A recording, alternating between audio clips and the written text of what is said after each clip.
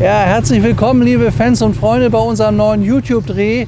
Heute haben wir den klassischen Supersportwagen der 60er und 70er Jahre. Das ist ein Maserati Ghibli 4,7, 50 Jahre in einem Besitz, in einem wirklich fantastischen Zustand. Der Wagen ist restauriert, hat einer Werkstatt in der Schweiz gehört, hatte übrigens auch die Erstauslieferung in Lausanne in der Schweiz. Und schaut euch mal dieses wirklich fantastische Design an. Seinerzeit von Giugiaro gemacht worden für die Firma Ghia. Ghia hat ja ganz bedeutende Fahrzeuge produziert, das heißt designt. Und das Interessante an dem Auto, er hat 4,8 Liter mit einer 8-Zylinder-Maschine und war zu der Zeit 1969, also unser ist 69 gebaut worden, einer der schnellsten Supersportwagen überhaupt und hat eine wahnsinnig schöne Form. Und was ich bei unserem Auto so fantastisch finde, das ist diese Farbkonstellation. Der Wagen hat also nicht nur Matching Numbers, sondern auch Matching Colors. Diese ganz, ganz seltene Farbe, dieser irre Grünton mit dem cremefarbenen Leder ist original. So gehört das auf das Auto. Und wie der Wagen jetzt fährt, das zeigen wir euch jetzt. Also auf geht's.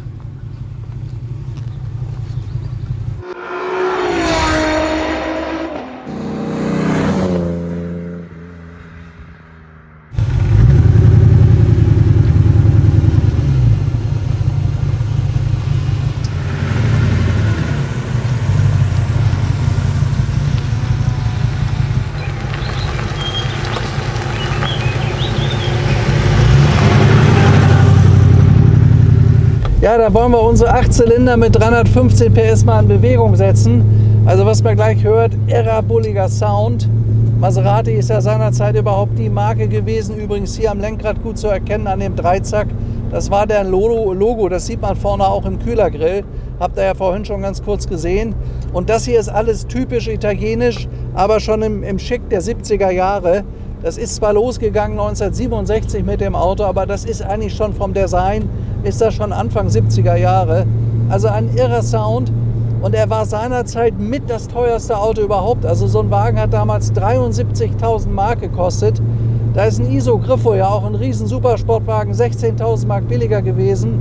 Oder auch Ferrari Daytona oder die Lamborghinis haben alle weniger gekostet als er. Er war damals das teuerste Auto am Markt. Und was ich bemerkenswert finde, das hat sich tatsächlich durchgesetzt.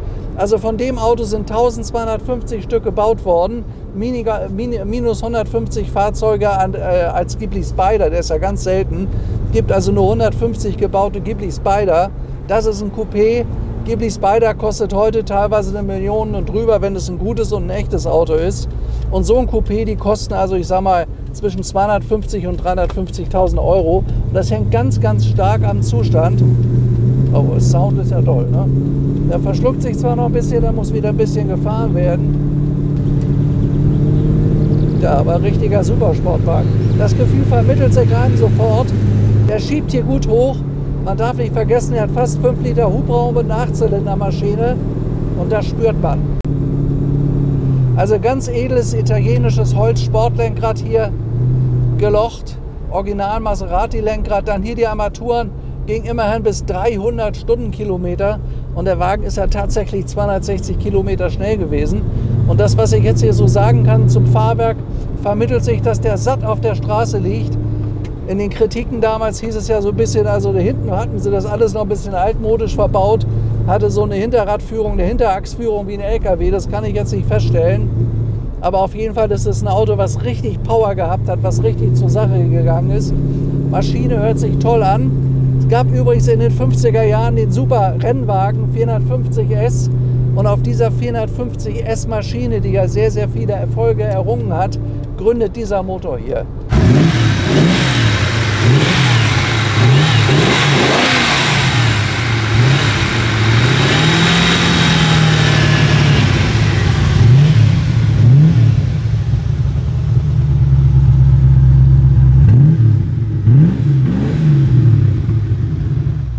Also hier, wie gesagt, noch 315 PS.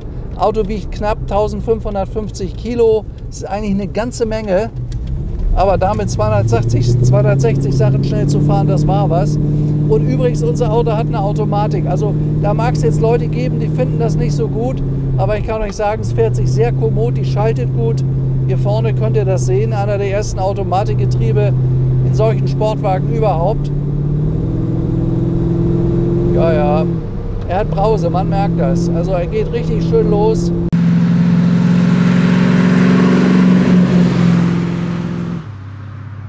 Was ich ja toll finde, ist der Sound. Er hat ja wirklich einen tollen Sound und er fühlt sich leicht an. Also mein erstes Gefühl, man sitzt da gut drin, man hat sehr großzügige Platzverhältnisse. Ich sitze auch hier mit sehr viel Platz. Er hat eine ganz gute Überschaubarkeit, man kann die Ecken vorne noch sehen. Dieses wunderschöne angedeutete Panoramafenster vor mir. Toller Wagen, also reinrassiger italienischer Supersportwagen der 60er, 70er Jahre. Oh, der macht Spaß zu fahren, ne? Richtig klasse. Tolles Auto. Er ist ja heute, wenn man sich überlegt, was ein Ferrari Daytona kostet oder Miura, die liegen ja teilweise in Millionen. Ein Miura kostet heute 200 Millionen. Das ist das Auto ja richtig ein Sonderangebot.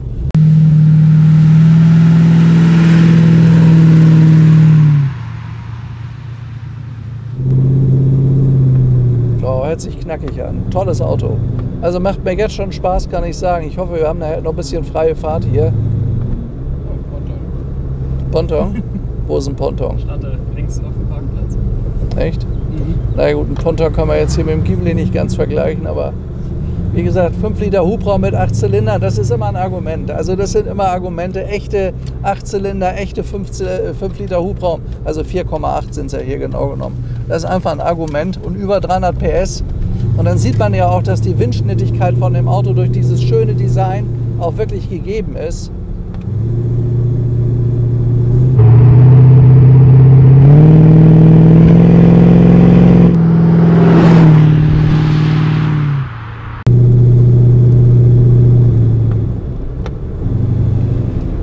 Ja, also die ersten Meter hier in unserem Maserati Ghibli kann ich nur sagen, wirklich tolles Auto. So allzu viele Ghiblis haben wir bisher nicht gehabt. Aber man muss wirklich sagen, es ist ein toller Supersportwagen. Man sitzt da sehr bequem drin, man hat eine gute Führung. Es gibt ja auch Kopfstützen hier in dem Wagen, wie ihr sehen könnt. Und jede Menge Instrumente hier vorne. Schaut mal hier die Uhr. Also das ist toll gemacht. Elektrische Fensterheber, Wiper, Lichter hier vorne, Lüftung. Radio ist ein etwas neueres, aus der neueren Zeit hier vorne. Ich glaube, das gehört automatisch hierher. Registriernummer von dem Fahrzeug. Hier die Mittelautomatik. Schau mal, hier ist es ja auch wirklich toll. Ne? Ja. Hier waren wir noch gar nicht, oder? Kennen wir. Na eben. Kennen wir gar nicht. Und dann hier der Drehzahlmesser. Also 8 Zylinder drehen immerhin bis 5.500 Touren, was eine ganze Menge ist von 8 Zylinder. Hier vorne Benziner ist halt ein klassischer Italiener. Und was mich ja beeindruckt, ein Tachometer bis 300. Also das will schon was heißen. Öldruck hier vorne, Maschine ist mittlerweile warm. Hupe geht auch, die hört sich ein bisschen nach VW-Hupe an. Aber das ist auch nicht schlimm, ne?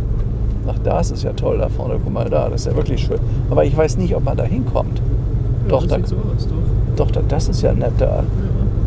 Also ist doch unglaublich, was man hier immer wieder entdeckt hat. Das ist ja, vielleicht können wir da mal anhalten. Schaut mal, dieser irre schön lackierte Maserati vor dieser tollen Kapelle da hinten. Also was mich völlig beeindruckt bei dem Auto ist, dass der wirklich eine gute Qualität hat. Wir haben zwar gemerkt, dass er untenrum mal ein bisschen gespachtelt ist, aber das ist ja bei vielen dieser Autos der Fall, was nicht unbedingt schlecht sein muss. Er ist schon mal lackiert worden, aber das war die Farbe, wie er seinerzeit zur Welt gekommen ist. Und schaut euch das mal an, also mit dem getönten Glas, mit Colorglas und dann da hinten auch mit dem cremefarbenen Leder. Also wir haben hier die ganzen Auslieferungsdokumente drin. So ist er auch zur Welt gekommen. Ja, ich setze mich da jetzt mal auf die Bank und dann erzähle ich euch mal ein bisschen was zu dem Auto. Ja, kann man mich da sehen? Und wenn ich jetzt was sage, kannst du das auch hören? Ist ja super. Also vielleicht mal, das ist ein sehr, sehr gut dokumentiertes Fahrzeug. Hier steht was zur Historie des Ghibli. Ist also ausgeliefert worden in Lausanne. 1974 hat das dann schon diese Werkstatt in der Schweiz übernommen, die das Auto bis zum Jahr 2016 gehabt hat. Danach ist der Wagen dann technisch revidiert worden. Da gibt es Rechnung drüber, über 30.000 Euro. Und dann ist der Wagen auf verschiedenen Konkursveranstaltungen gezeigt worden, hat jede Menge Pokale bekommen, weil er halt eben wirklich diesen wunderschönen Zustand hat. Und durch diese tolle, originale Farbkonstellation hat das Auto ein Alleinstellungsmerkmal. Also das ist wirklich was ganz Besonderes. Wenn ich das hier so in der oberbayerischen Landschaft sehe, muss ich wirklich sagen, ist wieder einer der Tage, die mir so richtig Spaß machen. Schaut mal, diese schönen Aluminiumfelgen, das befindet sich alles in einem guten Zustand. Er hat die richtige Bereifung da drauf, er hat gute Flächen. Das Auto ist sehr, sehr gut lackiert worden. Ja, und ist einfach wunderschön. Also wirklich ein wunderschönes Design von der Firma Giha. Jetzt muss ich mal schauen, also hier, das könnte ich euch vielleicht mal zeigen. Hier ist die Schweizer Zulassung, das ist das Original, Fahrzeugausweis Schweiz. Aus der Schweiz kommen ja bekanntlich immer sehr, sehr gute Autos. Und dann hier das Dokument von Maserati. Auto ist absolut authentisch mit der Nummer, da steht alles drin. Das hat man sich im Jahr 2017 machen lassen. Und hier die Garantie von Maserati seinerzeit, Garantia Assistencia. Hier vorne, was haben wir noch? Wartungsanleitung, Owners and Service Manual und hier vorne nochmal die Schweizer Unterlagen bzw. Garantiekarte aus Italien. So, also Auto ist recht gut dokumentiert, ist auch hier überall FIFA, überall zugelassen worden. Hier übrigens ein sehr, sehr schönes Foto. Was da bloß gar nicht rüberkommt, ist die Farbe. Ich finde, die kommt hier toll rüber. Also für meine Begriffe auf einem Maserati die schönste Farbe, die ich jemals gesehen habe. Absolut fantastisch. Ja, und hier sieht man, er ist immer durch den TÜV gegangen. Also der Eigentümer hat sich um alles gekümmert. Der hat den Wagen jetzt knapp 10 Jahre, hat aber gesagt, ich orientiere mich vollkommen anders. Und das ist der Grund, weshalb er dieses wunderschöne Fahrzeug abgibt. Hier ist alles dokumentiert an Optik, was alles gemacht wurde, an Technik. Ja, tolles Auto, wunderschön. Wir haben übrigens diese kleine Kapelle heute gefunden. Also hier gibt es ja so viele Kapellen in Oberbayern, ist ja wirklich schön. Es gibt so viele schöne Ecken und das ist so ein bisschen schade. Das haben wir in Hamburg nicht oder wir haben sie noch nicht richtig gefunden, aber wir werden sie suchen und wir werden sie auch finden. Wir haben jetzt uns einen Hänger gekauft, wir haben ein Schleppfahrzeug jetzt auch ein extra nochmal für Hamburg, um dann solche Stellen auch zu finden. Das ist hier natürlich im Beuerberg einfach nicht. Wir fahren 2-3 Kilometer und sind hier mittendrin, haben natürlich jetzt auch diese tolle Natur im Moment und wenn man dann noch so ein Auto zum Fahren hat, mehr braucht es nicht.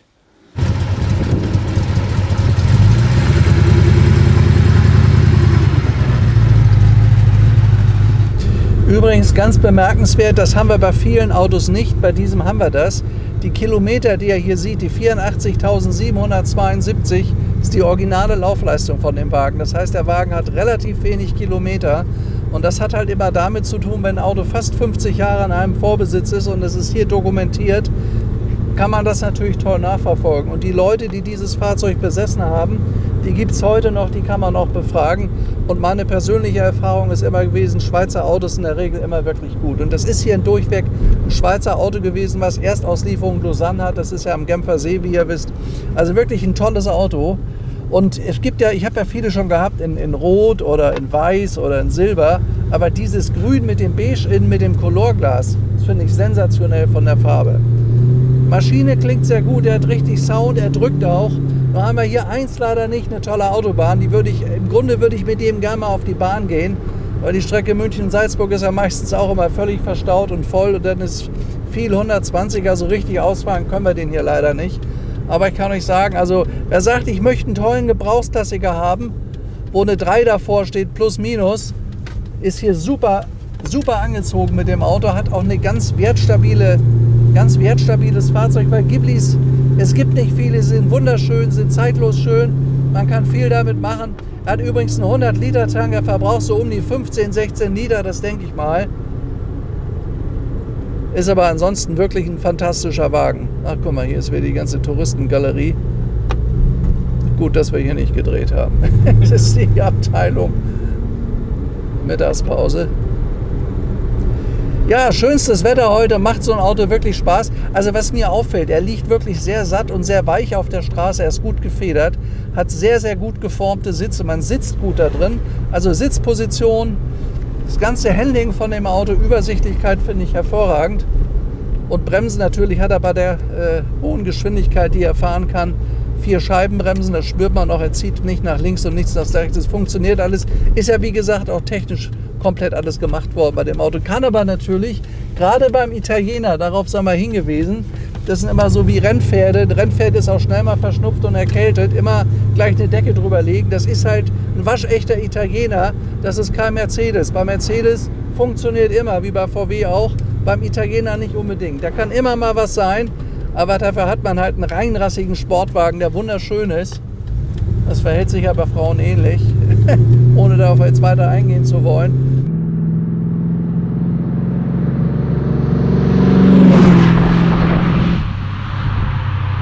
Tolles Auto, also irrer Sound übrigens auch. und ein tolles Drehmoment. Der kommt gut, liegt gut auf der Straße. Boah, tolles Auto. Ja, Bremsen gehen auch gut, merkt man. Aber ich glaube, wenn man den richtig gut durch Kurven bewegen will, muss man sich hier ein bisschen dran gewöhnen, ein bisschen einfahren. Also ich kann mir gut vorstellen, das Fahrwerk hat ja nicht den neuesten Stand von heute. Er klebt also in der Straße, muss das Auto auch fahren lernen. Ja? Also hier mit 150 Sachen durchzirkeln, das empfehle ich nicht unbedingt. Dann gibt es eine schöne Rolle in die Wiese und dank der Farbe kann man das Auto noch nicht mehr wiedererkennen. Also Vorsicht damit.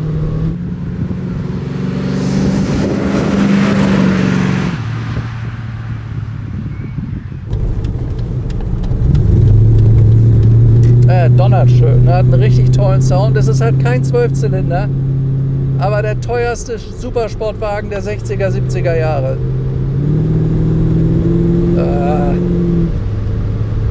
Jetzt bremsen wir mal schön. Ja, macht er auch gut. Verzögert wirklich gut. Also die 1,6 Tonnen hat man gut im Griff. Immerhin 100 Liter Tank, sagte ich ja schon gerade. Man kann also auch relativ weit fahren mit dem Wagen.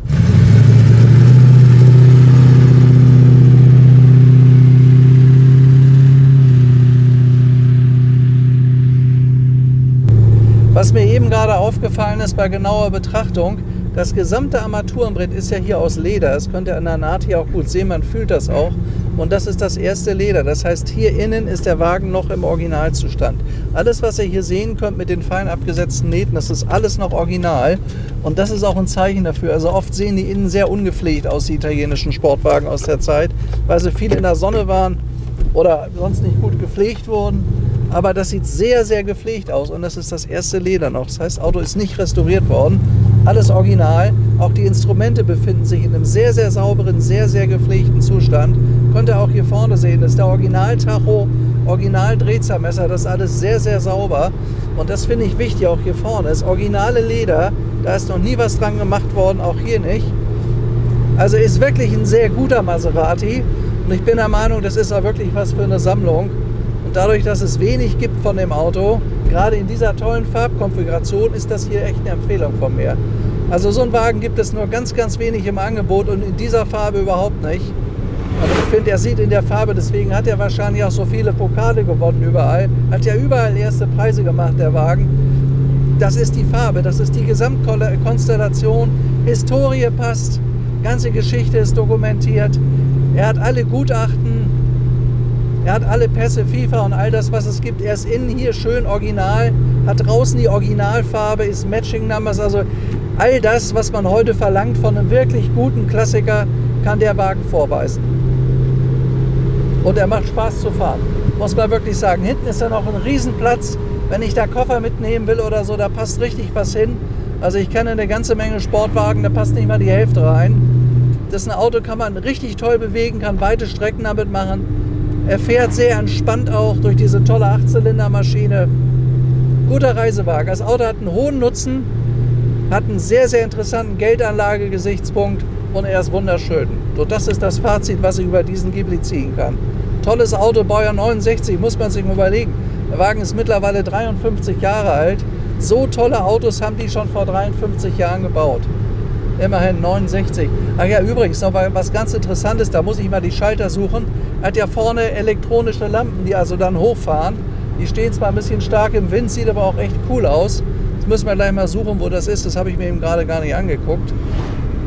Ist aber eine Besonderheit von dem Auto. Deswegen hat er sonst, weil die Lampen ja verdeckt sind, so eine irre Linie, so dermaßen grazil und flach. Bei vielen Autos von Ferrari ist das ja seinerzeit, waren die ja draufliegend, offenliegend, beim 330 GTC zum Beispiel. Oder auch bei den 365ern hat das ja alles anders ausgesehen. Ja, da sind wir am Simsee. Schau mal, wie schön das heute ist. Oh, ich muss aufpassen. Läuft toll, hat einen tollen Sound.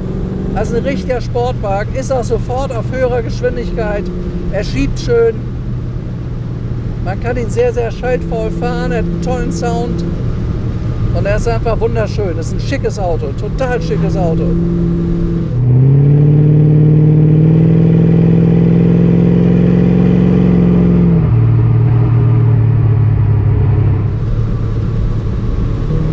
Ja, das ist ein Maserati Ghibli Wer John Paul Belmondo kennt, der hatte auch so einen. Also wenn man sich die Liste derer liest an Prominenz, die diese Autos gehabt haben, das war eine ganze Menge weltbekannte Leute. Das war Anfang der 70er, Ende der 60er einfach das Nonplusultra. Das musste man haben, das war das Nonplusultra. Und wohlgemerkt, also 73.000 Mark war damals ein Haufen Geld. Da gab es ein schickes Haus dafür zu der Zeit. Oh, er klingt klasse, er trommelt so richtig schön. Macht mir Spaß, Musik in den Ohren. Ja, da sind wir wieder im Beuerberg. Jetzt machen wir gleich noch einen kleinen Probelauf, was den Motor angeht. Ich darf mich bis dahin verabschieden bei euch. Bis zum nächsten Mal. Bietet mir immer übrigens gute Autos an. Nicht vergessen, wir leben davon, weil die guten Sachen gehen auch immer bei uns gleich weg. Ich brauche also immer Nachschub. Denkt an mich, euer Stefan Luftschütz. Bis demnächst und ciao.